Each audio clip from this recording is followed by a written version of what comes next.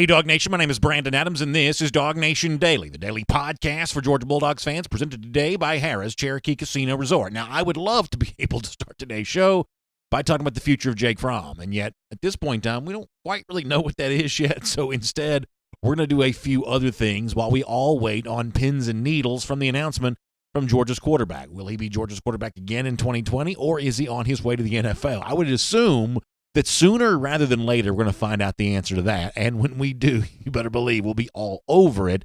But as of now, we are going to do a couple of other things on today's show. Now, we'll get into Fromm plenty. Mike Griffith with us later on. We'll do that with him. But there's a few other rumblings and grumblings that I feel like we need to deal with. And we'll do all of that, including a little bit of a reaction to what was a close but no cigar moment for the Georgia basketball team last night in front of a packed house in a great environment at Stegman Coliseum, but coming up just short against Kentucky. We'll deal with it all, and glad to have you with us. This is DawgNation Daily, the daily podcast for Georgia Bulldogs fans, presented today by Harrah's Cherokee Casino Resort. It begins right now. Presented by DawgNation.com. This is DawgNation Daily, the daily podcast for Georgia Bulldogs fans. Here's your host, Brandon Adams. I was talking to our video audience before our show began today, and I told them something I'll tell you now. What I really want to do, and most days, given the fact that this is my show, I get to do exactly what I want to do. But what I really want to do today, I'm not going to be able to do.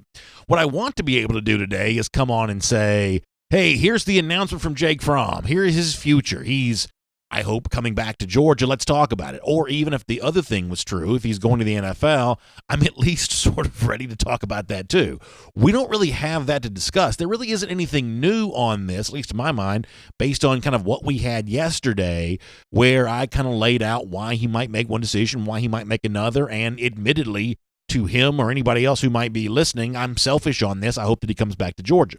As of now, the playing pieces are kind of frozen on the game board on that. So while we await the news on Jake Fromm, there are a few other things I think we want to talk about. And this is going to be kind of one of those days where you do kind of a lot of different stuff.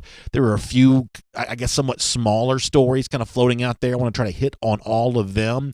One of those involves five-star offensive tackle and UGA commit Broderick Jones. Now, I talked to Jeff Sintel about Jones on yesterday's show, and Jeff reiterated something that he's been saying really quite some time, which is that he believes even though Jones didn't sign in December, and even though Jones got some official visits coming up to schools other than Georgia, like Tennessee and Auburn, Jeff believes that Jones is destined to eventually land in UGA's 2020 class. And who am I to argue with my good friend Jeff Sintel on that? If Jeff says that, I'm going to believe that. However, admittedly, as someone who has a little bit of a partisan hope in this, that Jones does land at UGA, admittedly, I will feel better on this when the hay is completely in the barn. I think that Jones is a very important member of the Dogs 2020 class, and not just because he's like that final remaining last five-star holdout. It's beyond just that. I think that Jones is a contender to be a potential starter for Georgia at the offensive tackle position next year in 2020. I think that he's at least in the mix for that competition. So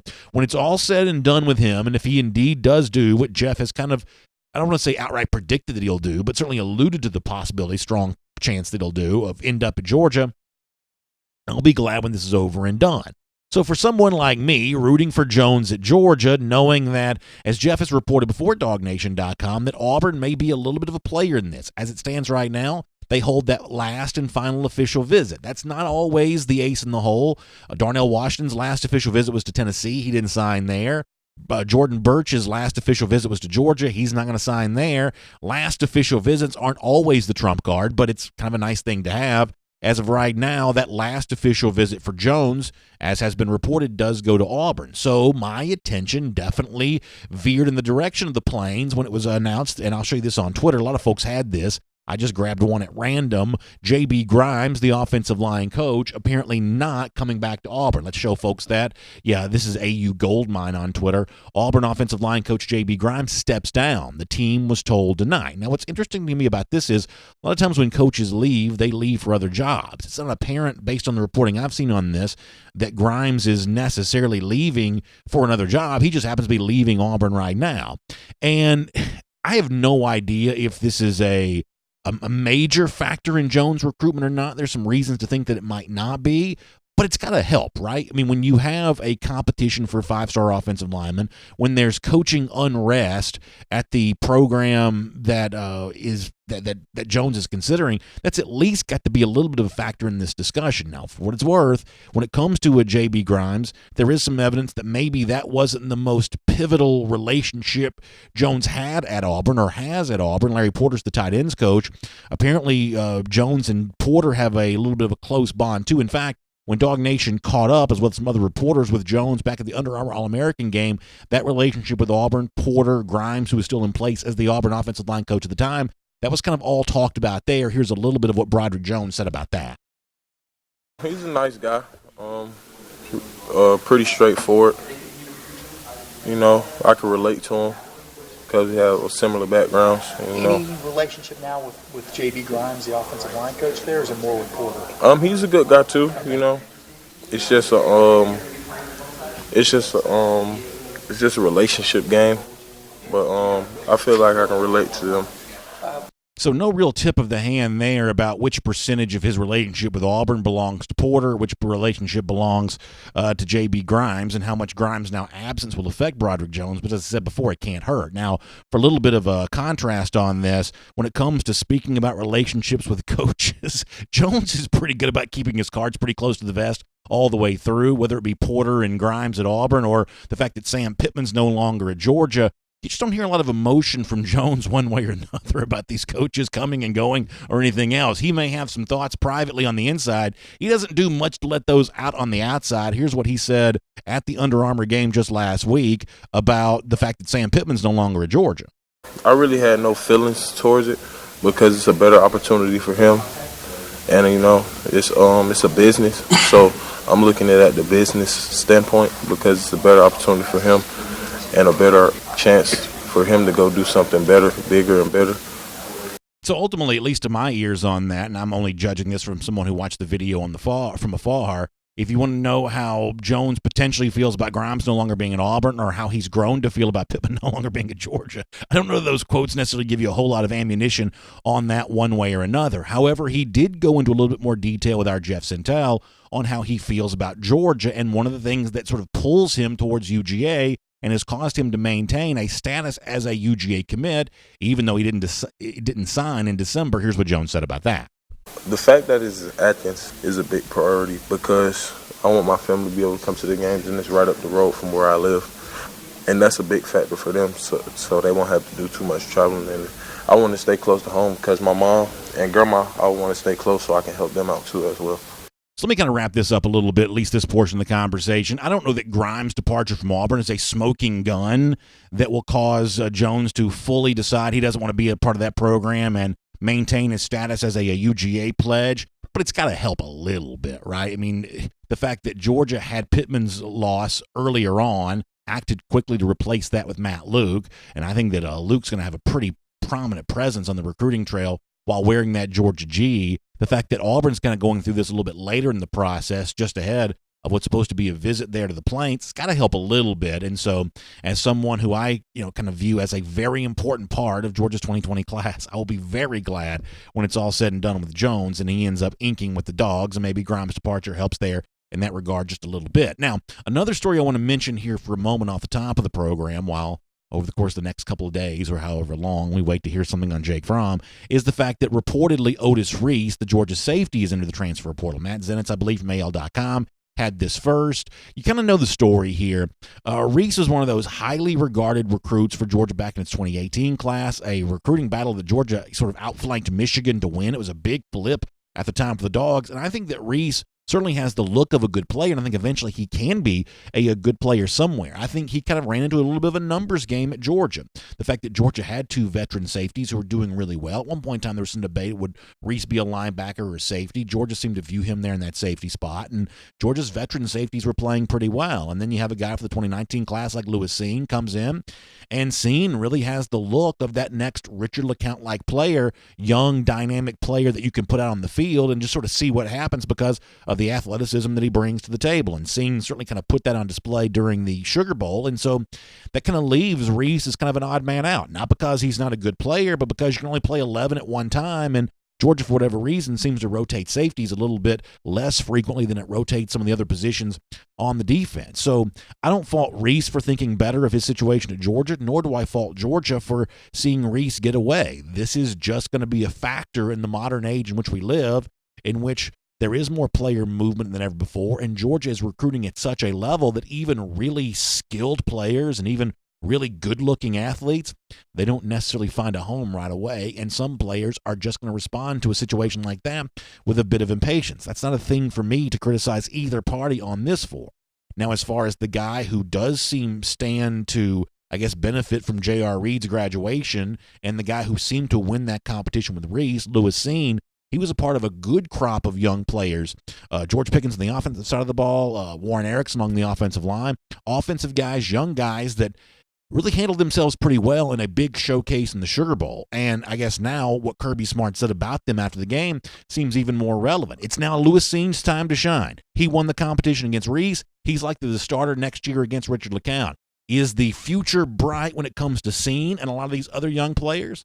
Kirby Smart has kind of pumped the brakes on people like me who kind of let the hype get out of control from time to time. Here's what Smart said after the Sugar Bowl about Seen and others. To be honest with you, the future's only bright if those guys continue to work, because there's a disease that creeps in at Georgia where kids believe they're better than they are, and they read their own press clippings. And our team chaplain did a wonderful job today expressing that in a verse, and I can't quote the verse. Jake probably can, but he basically said that when you start reading about yourself and believing your own press clippings is when you start to fall. And those kids that you just mentioned are tremendous players, but they'll only be as good as they can be if they stay as hungry as they are. And when you're not hungry, you become average. And some of that, I think, has affected us in the past. And we've got to find a way in this program to not let that creep in and keep that same hunger you have as a young player, because we've had it happen to several guys that were really hungry and then they become full. And you can't become full when you go play in the teams we play against. So I think it's a very interesting line from Smart. You can probably dissect that a lot of different ways. In this particular instance, it's a question being asked about Lewis Seen. I don't believe that Smart says that Seen's lost his hunger. That may be an example of the opposite of that, but it's a part of the challenge that Georgia deals with. Some guys come in, they're not going to play as much as they want right away. They may decide to move on. Other guys may emerge in that competition, but once you win that starting spot, really the journey is just beginning. Now you've got to go out there and compete against guys wearing different color jerseys, different teams at that point in time, and it's all part of the process of being the very best you can be. Kirby Smart may not bat 1,000 when it comes to handling all these situations, but he's doing pretty well. And Georgia, even with some departures and even with some unanswered questions about next season, still sets itself up to be quite a contender in 2020. My name is Brandon Adams, and this is DawgNation Daily, the daily podcast for Georgia Bulldogs fans, presented today by Harrah's Cherokee Casino Resort. Good to have you with us live on video, 10 a.m., Facebook, YouTube, Twitter, Radio Noon, Athens Sports Radio 960 The Ref, podcasts, wherever you find them, including the world-famous DawgNation.com. Really glad to be with you today. As I said before, really thankful to have Harrah's Cherokee Casino Resort bring in all possible. Two great locations, less than 3-hour drive from Atlanta, really convenient, easy to get to, whether it be Harrah's Cherokee Casino Resort or Harrah's Cherokee Valley River.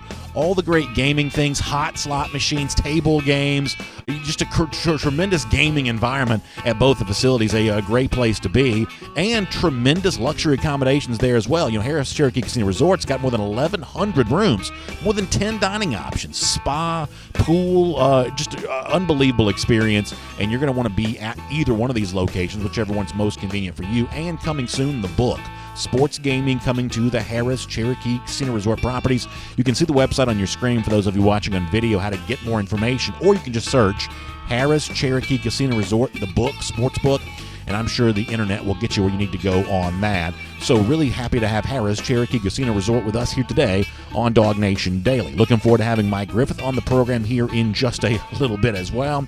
We'll react to Mike about what we think we know up at this point about Jake Fromm and when we might hear from him about a decision. We'll do that with him coming up. Also, big night for UGA basketball last night, coming up just short against Kentucky. We'll talk to Mike Griffith about that coming up here in just a couple of minutes as well. I want to go around the doghouse before then, and I guess now it's sort of officially official, and we kind of yesterday said, over the course of, I guess, the last couple of days, we've kind of done our piece to sort of put all of this to bed, but 24/7 Sports is reporting and that Georgia has let Zach Evans out of his letter of intent. Now, it was never officially published by Georgia that Evans was indeed in the class, but 24/7 says that was the case, and now he has been officially let out of his letter of intent. So my guess is, from this point forward, I don't know that we hear anything more about Evans connected to Georgia, and I guess I'm also not really quite so sure when we'll ever hear Evans showing up in somebody else's class. I'll have a little bit more on Evans later on, at least about a weird thing that kind of popped up on Twitter yesterday. I'll tell you why I'm skeptical of this. That's coming up later on. But as far as the Evans thing with Georgia, it is now officially done. And I said this when Jeff was on the phone with us yesterday. Ultimately, if Georgia decided, based on the way that it's been reported, that it thought better of having Evans in this class, then certainly that's Kirby Smart's prerogative. I think the best overall move, based on the evidence that I'm sure that Georgia must have been deliberating on for months and months and months, was to make this decision sooner rather than later before the letter of intent was signed. Now, my understanding is they still get the scholarship back because Evans never showed up on campus as a student, but nonetheless, in terms of opportunities to pursue other running backs, they could have taken advantage of that then. It's not the kind of mistake that you can't come back from, but it is a mistake that could have been avoided. This entire process is just weird. And the fact that Georgia, has thought better of this, Kendall Milton is still a really good running back, obviously potentially a great one. Georgia's 2020 class is very, very good. Also a chance to be great, chance to pay huge dividends for the program. I did think that Georgia needed that second running back. Georgia seemingly chose Evans over all other options. At the last minute, decided that's not quite what they wanted to do. To me, ultimately, there was just probably a better way to handle this. But one way or another, Evans is now gone, seemingly officially, and likely will not come up on shows like this anytime again in the very near future. However, one more thing to say about Evans a little bit later on. You may find this weird or interesting. I'll tell you why. I don't think it probably comes to fruition, but nonetheless, we'll do that a bit later on. For now, here on DawgNation Daily, presented by Harrah's Cherokee Casino Resort, let's talk more about Jake Fromm and kind of everything else going on around UGA. Let's bring in our buddy Mike Griffith. From Athens and across the SEC or wherever the recruiting trail may lead, here's a DawgNation.com insider. Say hello to Mike Griffith, who was in the Stegman Coliseum last night for Georgia's game against Kentucky. We'll obviously touch on that before we're done here. Mike, I was very candid with my audience to begin the show. The one thing I want to talk about today more than anything else is the status of Jake Fromm. Is he coming back? Is he going to the NFL? What's the thought process like? When might we know for sure? But the best I can tell is the board is somewhat frozen on this now compared to where it was yesterday. So I guess we're sort of left to once again play the speculation game, which I'm certainly no stranger to. Anything that you want to say about Fromm kind of here off the top? It is obviously the decision that will impact a lot of what we talk about over the course of the next couple of months. Where do you think things stand with Fromm here at the moment? Man, I'll tell you, B.A., I've heard both things. It's interesting to me. The thing about Jake going to the NFL is, he's not a first-round pick. He's not going there to be a starter. He's going there to be a backup. And do you want another year of owning the state of Georgia and completing a 4-year legacy and the pressure that comes with it? And there's a lot of pressure. Social media beat up Jake Fromm. Does he and his family want to sign up for another year of being compared to Justin Fields every single week and every incompletion, creating a firestorm? And at the risk of winning the championship, though, or do you go away quietly to the NFL, where you become an anonymous backup and put it behind you? Jake's done enough here to have a legacy. I mean, the Sugar Bowl win, a Rose Bowl win, 35-7 as a starter, number 4 all time. Look, all-state good work team.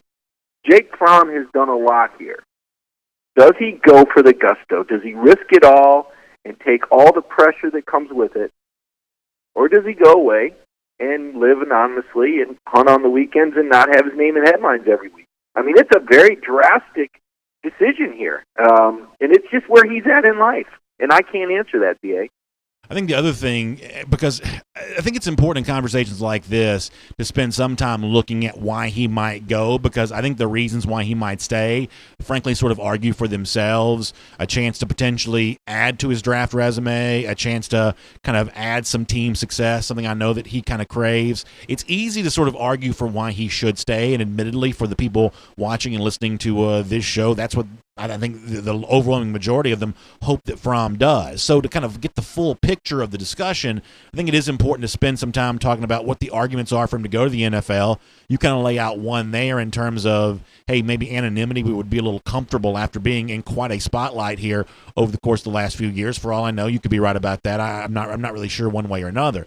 The other thing, too, is that for a lot of these guys that make the decision to leave, not just quarterbacks, that notion of, even if I'm not a first-round pick, I kind of start the clock towards, making a name for myself and working towards what could be a second contract and a little bit more of a stable status in the NFL after the rookie deal initially expires.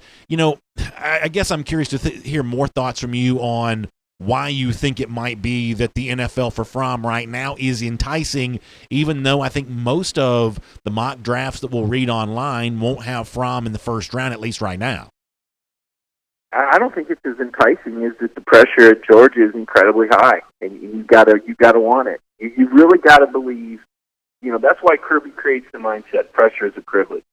You've really got to embrace it. You've really got to be the moth to the flame. You really got to want it, right? It's like you, BA. You come on the show every day and talk for more than an hour about Georgia sports. If you didn't like it, you couldn't do it. Sure. Right? If the pressure was too much, you'd say, oh, gosh, I can't roll out of bed. You've got to love a job like you have. You've got to love being the Georgia quarterback. You've got to want that pressure. You've got to embrace those critics and want to beat them every day. But at the same time, he's only 21 years old. It's got to be exhausting. It hurts to be booed in your own stadium. It hurts to have fans second-guess you. That he's a real person. Social media takes a toll. It's a different game than it was when Michael Jordan played, okay? Everybody's got something bad to say. They hide behind fake screen names and they say the worst thing. And it's tough when you're a guy like Jake that wants to please, that cares, that loves his school, that wants to please fans. It's hard because if he didn't care, he wouldn't be Jake Fromm. So that's why I think Kirby and his parent, anybody that cares about Jake is saying, hey, take your time. Think this through. Don't let it be an emotional decision.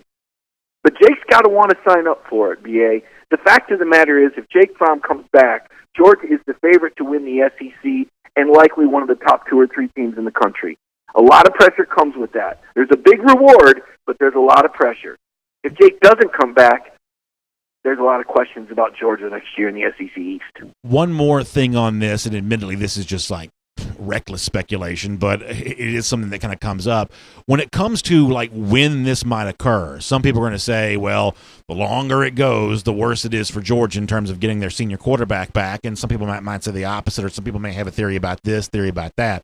Ultimately, I don't think anybody really knows how the timing relates to the decision and what the news is going to be one way or another. But I mean, what do you say about the timing of all of this, and why Fromm is waiting later than some of the Georgia teammates have, than Tua Tagovailoa did?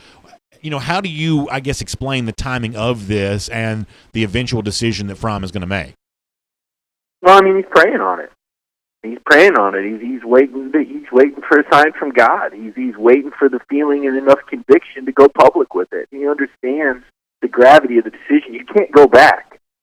Once he makes this decision, if he leaves, the legacy is over, and Georgia turns the page. So this is it. I mean, this is a huge. I mean, BA, as far as Georgia's national championship hopes, I mean, what do you got to go back to? What player decision carried this much weight? And it's not, and you can say, look, I'm not saying that, Jake Fromm's Cam Newton, but the problem is you don't have anybody else. Okay, you're disillusioned if you think Carson Beck can do what Jake did. He doesn't have Sony Michel and Nick Chubb to hand off to like Jake did. He doesn't have the complement of experienced offensive skill position players around him like Jake did. Even if Carson has all of Jake's talents, which hasn't been proven yet, Dwan Mathis, we're hoping he'll be cleared in the fall for full contact. He will go through spring drills. And Stetson Bennett, he's a 5'11", 190-pound former walk-on for a reason. You can only expect so much from him. Jake Fromm brings you the most experienced quarterback in college football, a guy that has been on the big stage countless times and proven he can play well enough to win a national championship if your defensive back doesn't break an assignment on 2nd and 26. He is a national championship quarterback versus the unknown. Now, why the decision is it doesn't matter that it's not. Because now classes have started, your grad transfer is not coming in until after spring. Okay, unless some fast hocus pocus happens, it doesn't matter. Just like last year's grad transfers, Cager and Wolf, they didn't show up till June. You're not getting the quarterback, until after spring drill. So it doesn't really matter anymore. These other people are waiting on Tariq Black, the receiver, the guy from Michigan. He ain't signing up for a new quarterback. If Jake Fromm comes, you're in the game for him because he's a capable quarterback. That's why Lawrence Cager came, was to play with Jake Fromm and play under James Coley. So, in that sense it matters, but in the sense of another quarterback, those grad transfers are going to be there, and they're waiting. They're waiting. It's an unknown. Jake Fromm is a known. Check the quarterback off the list. You say that's not the problem or the concern or the worry, and that's a big one to have. I mean, this is a big decision. It's spellbinding for sure. There was a buzz last night in the basketball arena. I mean, it was an exciting game with Kentucky and all that, but everybody was asking the same question last night, and everybody had a different story and a different feeling about Jake Fromm. Let me do a couple of other non-Fromm topics here for a moment, including trying to finish the basketball, assuming we can have some time here. Solomon Kinley is on his way to the NFL. Mike, I think more than one thing can be true at once. I think that Georgia has a lot of options to fill in a new-look offensive line in 2020, and yet I still think it ought to be a concern for UGA fans how in which Georgia fills those roles. It's the same thing as the wide receiver situation a year ago. It seemed like a preseason concern. Even though Georgia had some depth, it proved to be one during the season. I think this offensive line scenario should be treated much the same way, especially if Georgia rounds out its recruiting class the way that Dog fans hope it will. There are a lot of good names into a competition, and yet when you think about the value of Wilson, the value certainly of Thomas, and really Kinley as a 3-year starter, replacing those guys is no easy feat for new coach Matt Luke. What do you stand on the 2020 offensive line competition? Yeah, I agree. I like Matt Luke a lot, though. I'm really bullish on Matt Luke. So I'm not going to tell you, I don't have any concerns about his ability to coach or motivate. I like the way that they've recruited that position. I like the way that those guys played the other night. I mean, look, I know Cade got beat, but he was going up against the Big 12 Defensive Player of the Year. I mean, maybe Andrew Thomas's agent said, hey, big boy, sit this one out. We don't need to lose any money on this game. Because James Lynch was a monster, and Baylor set a record for sacks this year. So, throwing Cade into the fire with 3 weeks, I thought him and Jamari both, I was very impressed with Jamari, by the way. Very, very impressed with Jamari. I'm not worried about the offensive line. And part of the reason why is that this year's offensive line was injured. I'm not going to say they weren't as good as they were supposed to be. They certainly weren't the best offensive line in college football, which we all thought they would be based on what they had done and how it looked on paper, but they were injured all year long. The depth was tested all year long. So, Justin Schaefer was out there for Solomon Kinley. Honestly, didn't see a lot of drop-off. Didn't think Solomon had a good year. After that ankle injury, he wasn't the same guy. He didn't not only have a good year, he had a bad year. Let's be honest. He had a good bowl game. He dropped some weight. He's got some momentum going in the draft. He does have good film. People know what he can be. I think he'll be a good NFL player, but he did not have a good season at left guard. Trey Hill had his moments this year. He's going to get better, right? The right guard position, a little bit of a rotation there. Ben Cleveland had that foot injury all year. Is Ben coming back? That's a big one. I think he is, B.A. I think his dad said he's coming back. But let's see him in spring drills. Let's make sure he's academically eligible again. To me, that would be the one. If there's a concern, that would be the one concern. Is Ben Cleveland really coming back? If he is, I think they're rock solid. I think they're rock solid on the line. I really like Matt Luke, and I really like the talent they've recruited there. Let me do this final thing. You and I, when we get together, we mostly only talk about football, but the truth is I've been a big college basketball fan my entire life. I was a season ticket holder, back in the Jim Herrick era, the Tubby Smith era. I've seen a lot of games at Stegman Coliseum, and what I saw last night, I was not there. I was watching it on television from an atmosphere standpoint, really reminded me of those great, eras when the gym was full and Georgia was competing for NCAA tournament berths, and yet the game against the Wildcats kind of slips away. I think you saw last night the one thing that we've been saying over and over again about the Ant-Man Edwards era. He is a dazzling player. George under Crean's a lot more fun to watch, but young players alone are not going to win you big games like that. College basketball, more so than the average fan thinks, is a sport where veteran presences really matter. I think Kentucky has a little more of that than Georgia, and to me, that's the difference in the game last night. You were there. What did you think of it? Yeah, I would say that, George, Kentucky's big man stepped up, and, Rayshon Hammons had a tough night. I mean, he only made one basket inside the three-point line. He didn't give you anything near the basket. You got to have that post presence in any league, right? That's your consistency. That's your offensive line, your post presence, and your ability to rebound. And Kentucky really took over the boards in the second half. Look, we knew going into this year that Georgia was going to be vertically challenged. We knew they didn't have the other big. When Nick Claxton went pro, right, that was taking a lot of wind out of the sails right there. And he needs to play the what-if game, but, boy, if Nick Claxton's back, this is no doubt this is a top 25 team, maybe even a top 10 team, because he was amazing if you put him with this down. But he's gone. So you need Rayshon Hammons to play well. He is the X factor every night. Now, Anthony Edwards can take over a game, and he does a lot more than score. I hear people say, oh, well, he missed shots. Like, no. This guy defends. This guy deflects. This guy passes. This guy demands attention. This guy has a presence. This guy invokes confidence with his teammates. Because they know with Ant-Man, it's never over. He showed you on against Michigan State. I don't know how many people were watching that day, but those 33 points in the second half, I'm going to tell you, B, I about lost my mind watching that. I mean, I was sitting there going, you have got to be kidding me. I'm sitting there with Chip Towers, and we are just making noises. We're veteran sports writers. We don't cheer at games. You sat next to me. My pulse doesn't move during a game, all right? I've seen thousands of games. The only games that got me cheering was my kids' game. I watch another game, it's business. I don't care. But watching Anthony Edwards, you said a lot of expletives slip out. Holy, this guy, he does that, okay? And when you've got a guy that's that dynamic, it has an effect. So Severe Wheeler, he's another guy. The way he drives the lane, exciting last night. Christian Brown had his moments. Slam and Trent. I mean, this team has got the juice. And for Crane to do this in 2 years is amazing. Listen, there'll be more of this, okay? Now, at Auburn, I expect him to get kicked at Auburn.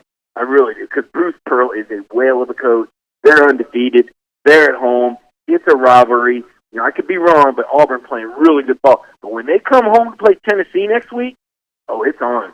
It's going to be on all over. It's going to be all over social media. Those Tennessee fans are going to be trolling Georgia all week. And when Georgia puts it on the Vols next week, the Georgia fans on basketball are going to blow up.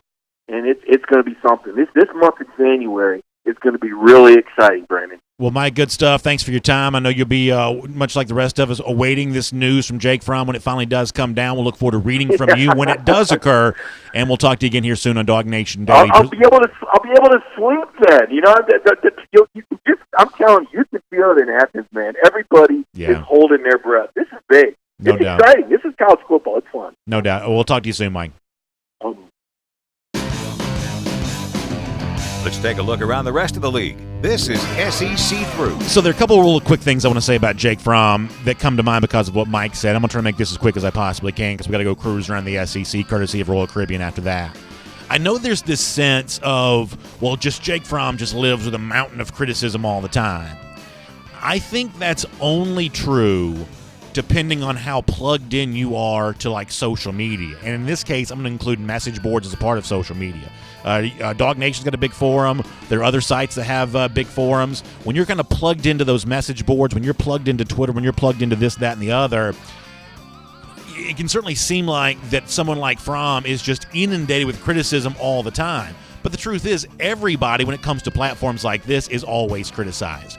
It can be easy to forget, even a show like this, we'll have 50,000 people watch the show, whatever, today, listen to the show, whatever, today. I mean, even for, like, really big platforms like this, it still is not representative of all of UGA fandom overall. And you can do your own science experiment on this. You can talk to somebody in person about Jake Fromm and talk to them online and just notice how different the conversation is. This idea that Fromm feels surrounded by criticism, I'm not quite so sure that's necessarily the case. Fromm gets a huge ovation every time that he's announced as the starter at Sanford Stadium. That's real life. That's living, breathing, in person right there in front of you. That's not message board. That's not Twitter. That's not the kind of online forum that seems to lend itself towards negativity. Now, this isn't like an Amish rant against technology. It's just a fact. You live your life with Georgia fans in person at your tailgate or your watch party, whatever else. The nature of the conversation is just different than it is online. And I think that We should be very, very clear to understand that. While Fromm seemingly gets criticism in our comment sections every day or whatever else, that is not necessarily representative of what the larger group of Georgia fans think about Fromm, especially maybe the more casual fans. So keep that in mind. The other thing is the idea that classes have started at Georgia, and if Fromm were to leave, that Georgia's graduate transfer, potential replacement, certainly name in the competition with Fromm gone, won't be able to be here until after this semester is done. Listen, I'm no provost, but my guess is there are lots of different ways to finagle that. And if Fromm is leaving, Georgia likely already knows, even if Fromm himself hasn't announced it yet. So the idea that that Kirby Smart's going to be waiting to hear from Fromm publicly about what he's doing to then decide how to act in terms of another quarterback to bring in, I think Kirby Smart's likely going to handle that a little bit differently. That's my at least two thoughts on Fromm right now. Cruise around the SEC, courtesy of Royal Caribbean. Boy, a great time to get away on a Royal Caribbean cruise. One of the best things about a Royal Caribbean cruise is the stuff that happens on the ship while you're there. Bold entertainment, whether it be Tony Award-winning Broadway musicals, ice skating dive shows, performance drones, and original productions, including on the Oasis-class ships, the Aqua Theater shows. You've also got the bars, the nightclubs, everything else. This is the time to take a Royal Caribbean cruise. And so my advice to you would be to check out your travel advisor or reach out. Let me give you a recommendation here. The Cruise and Vacation Authority. You can find them by calling 800-326-4971. That's 800-326-4971. That's the Cruise and Vacation Authority. Tell them you heard about them right here on DawgNation Daily and enjoy your own Royal Caribbean cruise. All right, a couple of stories here. Cruise around the SEC, courtesy of Royal Caribbean. Obviously, as we said before, it looks like Evans is now officially out at Georgia, so the conjecture will begin about where he's going next. Sort of a weird addendum to this is something that Florida signee Gervon Dexter tweeted yesterday, a picture with he and Evans together, and he says life of some soldiers or whatever, and I think on Instagram he said something to the effect of moving in silence or whatever. Later on Twitter, Gervon Dexter also tweeted something about him being a recruiter. I think we have that one to show as well, that he really could be a recruiter, making it sound like that he's trying to get Evans to come to Florida. I don't think the words of a signee here is an official proclamation on the behalf of Florida. Based on what we saw from Dan Mullen in the cocktail party this year, he doesn't use running backs very much. He essentially abandoned the run against the Dogs, made no apologies for that. So, I'm not quite so sure that Florida's in the mix for a five-star running back anytime soon, but I guess when it comes to Evans, anything is possible. Florida did get some good news. Marco Wilson has announced that he's returning, not going to move on to the NFL. He's coming back, so a big-time defensive back returning here for Florida. That's typically been the strength of the Gators under a number of different coaching staffs. Wilson's return certainly gives you an example of that. I also saw an interesting note the other day while we were on Florida here for a moment that Chris Mortensen goes on, like First Take or whatever, Saturday on South Road about this, and said that, well, listen, I know you heard that Mullen was a candidate for that Cowboys job.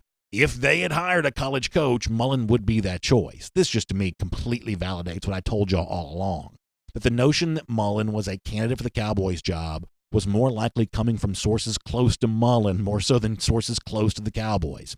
I think it's a very good thing if you're the Florida coach to make it seem like you were in the mix of the Cowboys job, because it makes it think you're an innovative offensive mind. But isn't it funny we never really heard Stephen Jones or Jerry Jones or anybody else talk about anything like that? We're in an age now where NFL teams are a lot more transparent about the kind of process they're going through, but the coaches they hire, many of the organizations now are flat out tweeting out who they're interviewing. So, this has always been suspicious to me, Mullen trying to make a bigger name for himself by being thought of being connected to that job. I never bought it for a moment. By the way, one more cruising on the SEC story, courtesy of Royal Caribbean here. I have told y'all for years that really, and I know this sounds strange, but I stand by this, about my favorite time of the year is like that coaching rumor season. I love open jobs. Georgia's got one right now. You better believe I'm ready to dive in deep on who might fill that 10th position, but other schools there as well. We talked more yesterday about the Mississippi State head coaching opening and the fact that it seemed like they were zeroing in on Joe Judge, a guy that I'd never really heard of before yesterday. Then lo and behold, right after we go off the air, Judge gets the New York Giants job, which is got to be a blow to the folks in Starkville, given the fact that he was a Mississippi State grad. I think they thought they had a really good chance of hiring him, much like they probably thought they had a really good chance of hiring Billy Napier, the Louisiana Lafayette coach. It's just really, really fun Now 2 more really fun rumors kind of pop up here. The one has been lingering for a while, the fact that Todd Grantham, even though he's got a pretty expensive buyout as DC at Florida, may be a legit candidate here. And then Aaron Suttles, a guy that we like from WJOX in Birmingham, is also saying that it looks like Steve Sarkisian, the former head coach at USC, former head coach at Washington, a guy that's had some problems in his personal life, one of the things that led him to ultimately be out there at USC, but he's been Alabama offensive coordinator after being Falcons OC before that. It seems like that Sarkisian steps up here as a real, as Suttles has put it on Twitter, a real legitimate candidate here. So this thing at Mississippi State may get even more fun before it's done. And maybe my ultimate hope that eventually they will just bite the bullet and go to Hugh Freeze. I mean, frankly, given the baggage that Sarkisian's dealt with, I'm not quite so sure that's an easier hire to sell than Freeze would be anyway. And I think we know that Freeze is the superior coach. Of all the guys that Mississippi State could hire, I think Freeze is the one most likely to generate success. After all, he beat Alabama twice as Ole Miss coach back in 2014 and 2015. It's not going to happen. No matter how hard I wish for it, it's never going to occur. But the longer this thing plays out, the more they may eventually have to push the Freeze button. But Sarkisian, follow that. Grantham, follow that. More of those Mississippi State coaching rumors that are out there will make that cruise around the SEC courtesy of Royal Caribbean. And you heard from Mike Griffith a moment ago here on DawgNation Daily, presented by Harrah's Cherokee Casino Resort, about the Georgia basketball loss to Kentucky last night. As I said before, watching it on TV, the atmosphere just looked amazing. I was so happy to see, and as so many people put on Twitter, not really a lot of Kentucky blue. Even Kirby Smart, when he was interviewed last night on ESPN, made mention of the fact, because he was in attendance, made mention of the fact that this was not a Kentucky takeover. This was red and black for the most part. Now, once Kentucky started playing better, those go big blue chants got a little louder. But for the most part, this really seemed like a Georgia home court environment. It was great to see. Georgia does come up a little bit short on this after the game. Coach Tom Crean kind of gave his thoughts on why it was that the Dogs were not able to get it done. We knew going into this game, at least I knew going into this game, when it comes to the level of physicality, when it comes to the level of speed, when it comes to the level of aggressiveness, this would be unlike anything we had played at this point, and it was. We just got to learn how to compete better on the glass. I think there were times in the second half we let our offense, it was good at times, but I think we let that offense get us a little quiet in the second half, and then we weren't nearly as good with what we wanted our defensive coverages to be. And then we got a little too loose, we got a little too disconnected from our man, and they made us pay. And then when it's going like that and they're aggressive, that's where the rebounding changed on us. I mean, ultimately, Anthony Edwards is such a large personality in his hype about being the kind of one-and-done freshman that Georgia, for the most part, hasn't really been involved with. It can be easy to look at UGA basketball as kind of a one-year story. But ultimately, I think what Crean's trying to do here is more than a one-year story, and frankly, it's going to take more than just a couple of years to build. I think you saw last night from, as Mike mentioned, Severe Wheeler and others, there are some young players in this program likely to be here beyond just a single season that ultimately could be a part of an NCAA tournament run. When you look at the way that Auburn, the team that Georgia plays next, when you look at the way it has built itself under Bruce Pearl, veteran players accrued over the course of years, I think that's probably the path that Georgia will travel there as well. And when you see the way that Georgia played for most of this game last night, although admittedly not in the minutes that mattered most, I think you see that as a possibility for UGA. I don't expect much against Auburn, but as Mike said, a win against Tennessee is a potential possibility. Tennessee right now may be among the more disappointing teams in the SEC. Certainly that's one you might be able to circle as an SEC win for the Dogs. Back to football and recruiting to kind of close things out here. As I said before, the Fromm news could kind of come out at any time, so we'll obviously be watching it close here on all the different platforms of DawgNation, including these DawgNation video channels and podcasts and everything else. Look forward to bringing that to you when it does occur. I guess also the one other thought that kind of was floating around my brain today before the show started, given the fact that Otis Reese did let it be known, or at least sources close to Reese have let it be known that he's not coming to Georgia, expected to be in the transfer portal. Does Georgia, with any remaining spots that it has left for the 2020 class, does it still look safety, defensive back type role, something that Reese would have potentially filled? I know going back to the Under Armour All-American game, there was the weird report from the Orlando Sentinel where Avonte Williams, a name that we at one point in time talked a little bit about, kind of mentioned Georgia pretty prominently, seemingly out of nowhere. I have my skepticism about that, but that's another one of those 2020 stories worth following.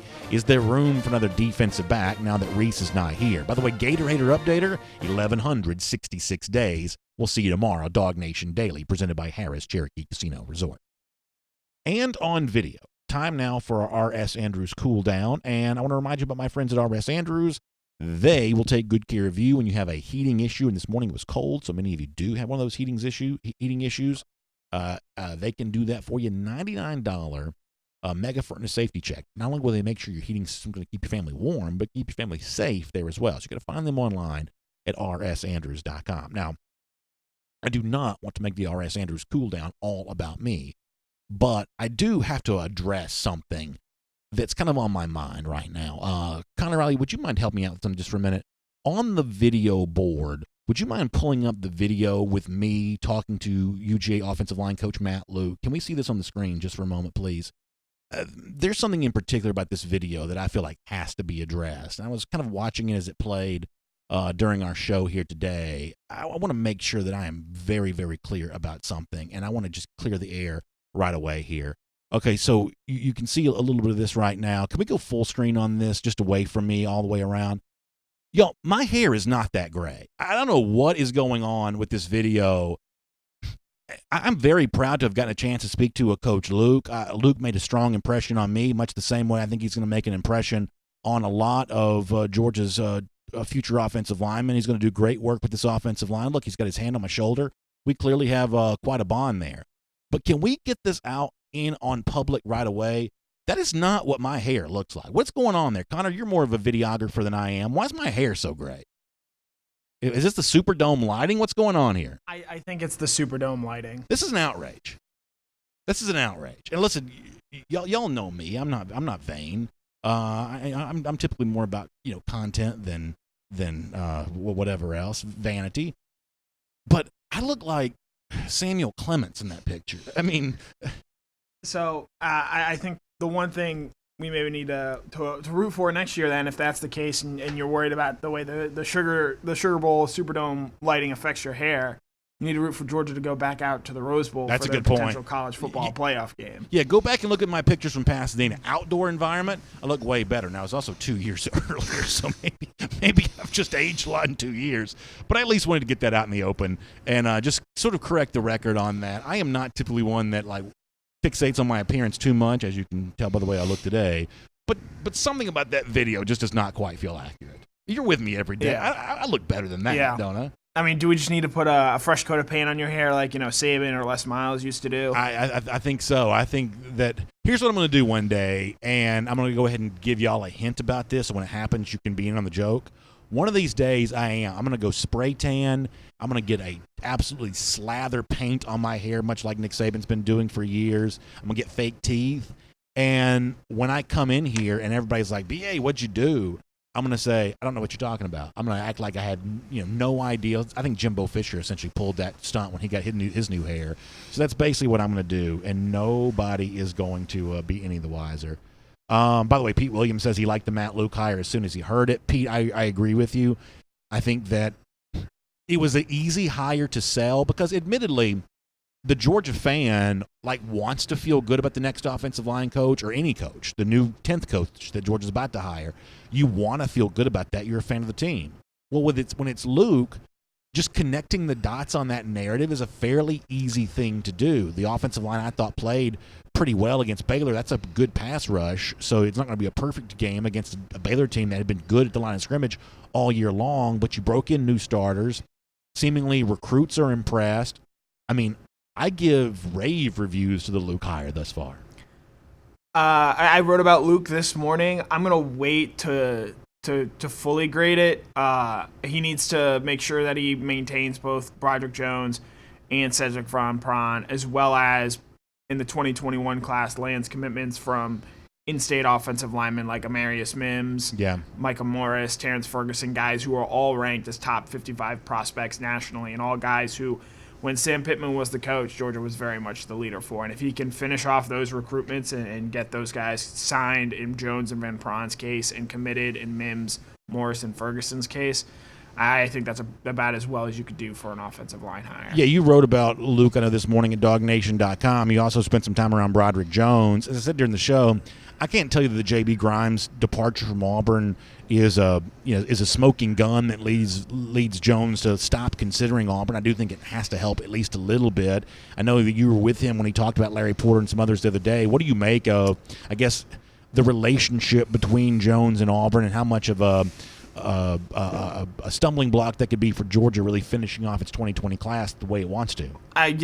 He used the phrase 50-50 a lot, and I do feel like this definitely helps Georgia a little bit more.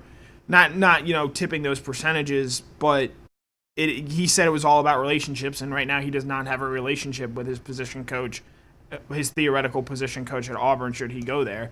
Now, obviously, I'm pretty certain that they're going to have an offensive line coach hired by the time he takes his official visit there. But, if I had to give a confidence ranking, I'd say probably a 7 or an 8 that he still ends up at Georgia, just given, the familiarity there with Smart, he's looking forward to meeting Matt Luke. He's going to be in Athens the same weekend as Cedric Von Prawn-Granger, and Darnell Washington were the two guys Jones was closest with throughout the week there, and Washington also picked Georgia. So I do think that, while the Luke is the biggest piece of the puzzle yet, all these sort of ancillary pieces around it do sort of bode well for Georgia when it comes to Jones. G. Jacobs, thanks for the kind words on YouTube. I appreciate that. Brandon Williams also mentioning the so-called Fromm haters.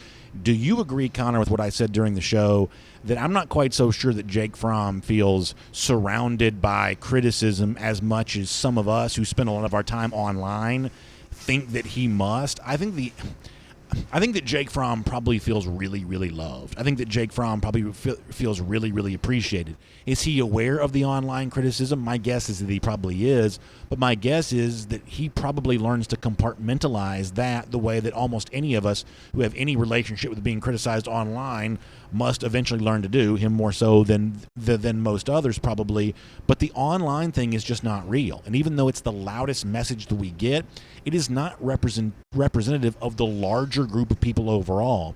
I don't think Fromm feels surrounded by criticism at UGA. I don't. Right. I think if he can get through the Justin Fields situation of his sophomore year and sort of the things that were being said and talked about around then, I do think, he's certainly mature enough to be able to handle some of this stuff. And I'm sure he knows this, and plenty of people have stressed this. Stuff you see on Twitter does not matter. It is the most irrelevant social media platform out there. But in this particular case, I don't think that message boards or even our own comment sections, as much as I love our commenters, I don't think they're all that different. I think that these things can seem gigantic, but compared to the couple million people who probably call themselves UGA fans, it is not representative of the larger whole. No, it's a vocal minority, and a very small minority at that I believe is out there saying Fromm stinks, he's awful, let's get rid of him, let's bring in someone else, let's bring in Stetson Bennett. I think that's a very small minority of people that actually believe that. I mean, listen, we've been doing this video show for a long time, so a lot of you see the comments every single day. I don't think you can find any one person who is unconditionally supported in the comment section. I mean, everything, obviously in the immediate aftermath of a really good performance, someone's going to get praised, but no one gets unconditionally praised no matter what. Comment sections are just pretty fickle. I think the relationship that commenters, whether it be message boards, video shows like this, Twitter comments, anything else, I don't know that the relationship that Fromm has with the so-called online commentariat is any different than anybody else's would be in any situation. Let me do a couple more here on YouTube. We'll pop up back over Facebook. We got a few more minutes for some comments here. Jack Leard says, I think most players have to listen to true critics, i.e. coaches, players who are trying to help and get better them. I believe great players don't hear the noise from us or the talking heads. Now, Jack, I think that's absolutely right. I think that there are a few people, I'm talking about true experts, whether it be on the coaching staff or, in a quarterback's case, some personal coaches that he may have worked with, or maybe sometimes even a family member. I think that's the kind of thing that those guys probably do listen to, should listen to. And at times, maybe you let that weigh on you too much. If you've ever, you play golf, for instance. Sometimes a swing thought can help you. Sometimes it can hurt you because it kind of makes you a little too rigid or stiff. And so with some players, that may be an issue from time to time.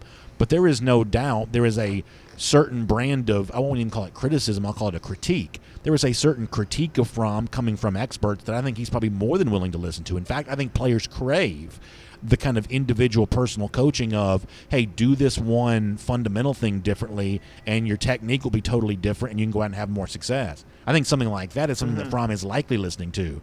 But DogFan69 on Twitter, I don't think it rises to the level of getting Jake Fromm's attention. I just don't. Yeah, I think to hearing some of the valid criticism, Fromm saying he needs to improve his footwork or work on his footwork at the Sugar Bowl. I do think that is some of the valid criticism that came out of him in his performance this year. And that also, I think, shows that Fromm is listening to the right sorts of people as opposed to the generic, oh, he stinks, he can't throw deep, he's not fast, et cetera, et cetera. Yeah, Steve Schiavini says if you're an internet critic, Disney will let you write The Rise of Skywalker, but that's another podcast. But it is true. It's like if you go online, all you see, and I swear I'm going to let this go after this, all you see are 9 gazillion people talking about how bad Star Wars is, and yet it keeps making billions on top of billions on top of billions on top of billions because the average Star Wars fan's just not living his life or her life on Twitter. On a different topic, Megan Womack says, do you think the more time Fromm takes, the bigger the chance is that he goes? Like, this is obviously reckless speculation, but I will certainly be happy to do that here. If we go into the weekend, given the fact that it's a huge football weekend and Fromm hasn't announced, at that point in time, then I'm going to start paying a lot more attention to the possibility that he's going to the NFL. I believe if Fromm is staying, which is my still bet that he will, I think they'll do it relatively early before lunch, either today, tomorrow, or Friday. And really today or tomorrow seems more likely than Friday. The more likely you kind of bleed into the NFL playoff news cycle or the national championship news cycle on Monday, to me, the more likely it is it's just not going to be good news. That is reckless speculation, but that is my opinion, knowing a little something about public relations, that you want a huge platform for good news, a little less of an attention for bad news, and that's probably the way that Georgia will handle this. And, with classes already underway at Georgia and Friday sort of being, the end date you could theoretically enroll or drop out. Now, obviously, he could have already enrolled and drop out later whenever he makes his decision. But all the sort of reporting we've seen, the online chatter, as you like to say out there, does indicate that a decision will be made by the end of this week. I'm thinking now, from a PR perspective, Friday kind of makes the most sense of when to announce whether to stay or to go, because as long as you do it early. Right, because that way, it does sort of get kind of lost in the shuffle of the weekend, and no one is really talking a whole lot about it on Monday. Yeah. If you look, because the football stuff is going to be huge. I mean, these playoff games get a lot of attention. The national championship get a lot of attention. So if you want to bury bad news, that's the time to do it. If you want good news, you got to do it somewhere in between. Give the basketball team their day on the stage yesterday, and kind of do it sometime in between then. Somebody was also asking, where'd this comment go? Somebody fairly, I apologize. It was, it doesn't really matter, but I like to read the names when I read comments. Who Georgia's likely starting quarterback will be if it's not Fromm. Once again, if we're talking about chips and this is a roulette wheel, I'm putting my chips on a person that's not currently on campus for Georgia. And by the way, Carson Beck is on campus for Georgia. I'm going to put the majority of my chips on it being someone that's not currently on campus, or at least not someone we're currently aware is on campus. Because, Connor, you are a lot closer to being in college than I am. My assumption is, between drop ad and everything else, this idea that because the first day of classes occurred, Georgia couldn't usher in a transfer quarterback and get that guy into some classes, that seems specious to me. I mean, you got drop ad, you got stuff like that. I mean, I'm no provost, but it seems like there are probably ways to do this. That's kind of why, the end of this week is why I think Georgia kind of wants Fromm, and I'm not saying Georgia's forcing Fromm to withhold this and whatnot, but Georgia kind of wants Fromm to announce sooner rather than later. That way they can sort of get that duck lined up in a row. Bruce Feldman of The Athletic had a really good piece this morning. He talked with the quarterback trainer who's working with Jamie Newman, the Wake Forest grad transfer quarterback, and I believe Anthony Brown, who's a grad transfer quarterback from Boston College. Those guys can both enroll early. Another name that's been sort of thrown out there, KJ Costello, the Stanford quarterback. The thing with him is I believe he is still he will be a graduate transfer, but he has to finish his coursework this spring. And given the way the Stanford calendar sets up, they don't get out till around mid-June. So that is when you could realistically, if Costello is the guy that Georgia ultimately potentially lands, and that's the guy who I personally would prefer, he's not getting here till the middle of June. So the Wake Forest kid I think is really interesting. Mm-hmm. And Costello's obviously a big name, but the Wake Forest kid is the perfect example of, and what's his name again? Jamie Newman. Jamie Newman. Sounds like a Wake Forest quarterback, doesn't it? He's the perfect example of someone that the average fan would be like, ugh. But I think I've seen some of his numbers at Wake Forest. That's actually been a pretty good team the last couple of years. That's the kind of guy, given elite talent around him at Georgia, I could actually see him doing really well. It's one of those things where it'll be not exciting at all. In fact, I would guess that the majority of Georgia fans would not predict him to be the eventual starter, but he would be my prediction, and my prediction is that Georgia will do just fine. I'm not going to say they're going to win the SEC or playoff yet. I reserve the right to hype that at a later date. But I think a guy like that in a Georgia offense, I'm not wishing Fromm out the door, but this notion that it's only Derek King or only Costello from Stanford, those are the only two quarterbacks who'd be capable of replacements for Jake Fromm, just given the talent that still exists at Georgia, I just don't believe that's true. Yeah, Newman last year at Wake Forest, 29 touchdowns, 11 interceptions, 574 rushing yards. So he does have a little bit of that dual threat ability. One thing on King, he is not officially in the portal yet, so that is something to sort of keep in mind there. And Costello, his last year at Stanford, in a year they had absolutely no running game because Bryce Love was injured and their offensive line stunk. 29 touchdowns, 11 interceptions, 65% completion percentage in a very complex, perhaps overly complex Stanford offense. So there are, well, if Fromm leaves, and we've obviously said he is Georgia's best chance to win a national title, there are still capable quarterbacks out there that Georgia could potentially bring in. John Paul Williams, just to kind of give fair and balanced coverage here, he says, based on my opinion about Fromm's announcement before, he says he thinks the opposite is true. If he is staying, there is no rush. So I'll let you respond to that, Connor. It's a valid opinion. It's plenty valid. I just believe that Georgia would want to take advantage of what's out here right now.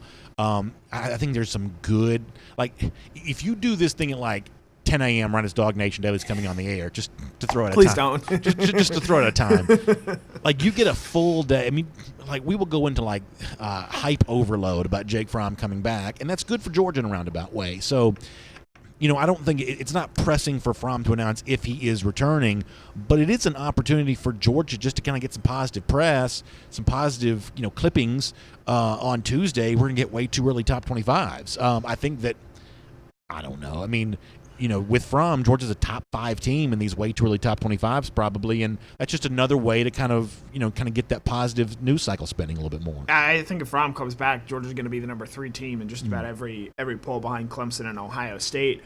Whereas, if he elects not to come back and they don't have that grad transfer guy lined up almost immediately to announce, and I don't know if they necessarily will, you're going to see him, in maybe that 6, 7, 8, 9 range, probably even behind a team like Florida who does lose a lot. But the thing to keep in mind with these sort of preseason top 25 polls is the big thing that they look at: recruiting class coming in, results from last year, and do you bring your quarterback back? And if you bring your quarterback back, that's sort of a big reason why you are further elevated in those polls. And Florida, for all that they do lose, they do bring back Kyle Trask for next year. Neil Adams mentions Dwan Mathis on all of this, and I think that Mathis is an important name to bring up. I talked to some people close to Mathis back during the season. They felt really good about the process that he was undertaking to be fully healthy. They felt like he was kind of getting there.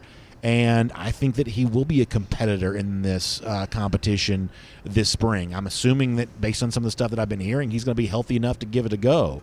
I think winning the competition for anyone is going to be really hard, but I do think that Dwan Mathis should be taken seriously. My assumption is he's going to be healthy, and my assumption is he's going to be given a very long look, much like Carson Beck or Stetson Bennett, against whatever veteran might be here if Fromm were to leave. But, I think it's time to start talking a lot more about Dwan Mathis and what Georgia has, because I have a little bit of a positive vibe that he's heading towards health. Yeah, the big thing with him is just going to be ultimately getting cleared, and Kirby sort of talked about this during the course of the season, where because, he has to go get a CAT scan and sort of the stuff that he needs to just to have his head looked at, you can't keep doing those consistently because of the radiation. So it is a slower process, but it does sound And Kirby's made it sound like he has, over the course of the season, made progress to getting closer to getting back out there on the field. We'll finish with this. Dog57 says one big advantage Florida has this year is a weak schedule. I don't know if that means 2020 or what Florida had in 2019, but obviously, Florida will still have to play LSU next year, and all of a sudden that seems like a more difficult yearly date than it seemed before. Tennessee is getting better. They've obviously lost to Georgia now a number of years in a row, and one of the things I was going to talk about on today's show, and there was just too much Florida stuff already, so I'm going to save this, is the fact that Brad Crawford from 24/7 Sports has predicted Florida to make the playoff. Now, there's always going to be one of these guys that likes to get out there and make a big prediction. I did that last year with LSU. And so everybody kind of likes to get some attention during the offseason for kind of a bold prediction. Do you think this is what the 24/7 guy is doing here, or do you think there is going to be a little bit more of a consensus form around the Gators of, hey, maybe Georgia's run at the top of the SEC East, maybe it is truly legitimately threatened by Florida this year? Because that's not what the talk was last year. The talk was Florida getting better, but Georgia likely still an immovable team at the top of the SEC East. How much is Georgia's preeminence questioned this offseason? Well, I think a lot of it depends on what Fromm does. But I think even if Fromm does come back, I think one thing to keep in mind is that a lot of people who, in an effort to try and sound smart, they're gonna prop up Florida as a team that they think is gonna be a sort of dark horse playoff team. But not every prediction in offseason stuff works out well. Sure. There's some people who thought Jalen Hurts was going to be benched at the end of the year, by the end of the season. So you can't bet 1,000 on these predictions. You just gotta. What you'll see is a lot of people just throw as many takes out there as they possibly can, and just hope like one or two of them hit, and only bring those out. I have found that to be a winning strategy. I would advise everyone to do very much the same thing. Hey, thanks for being with us here on the R.S. Andrews Cool Down here today. Don't forget to check out the AJC for Atlanta News Now, not just Atlanta news, world news. Really, it's a very busy time around the world and a lot to keep up with. The AJC does a great job of doing all of that, including a lot of stuff in our own little world here too in Atlanta there as well. So some fun stuff there as well. So check that out, Atlanta News Now at AJC.com, including a lot of new things on the horizon entertainment-wise in Atlanta, and a lot of it really, really cheap, less than $20 for 2020. You can check that out online at AJC.com there as well. Huge thanks to R.S. Andrews, making the R.S. Andrews Cool Down possible. Air, heating, plumbing, electric. You can trust R.S. Andrews to do all those things for you, because they do them all for us right here in Dog Nation. RSAndrews.com for more details. I'll see you tomorrow. It's DawgNation Daily, presented by Harrah's Cherokee Casino Resort. We'll look forward to talking to you then.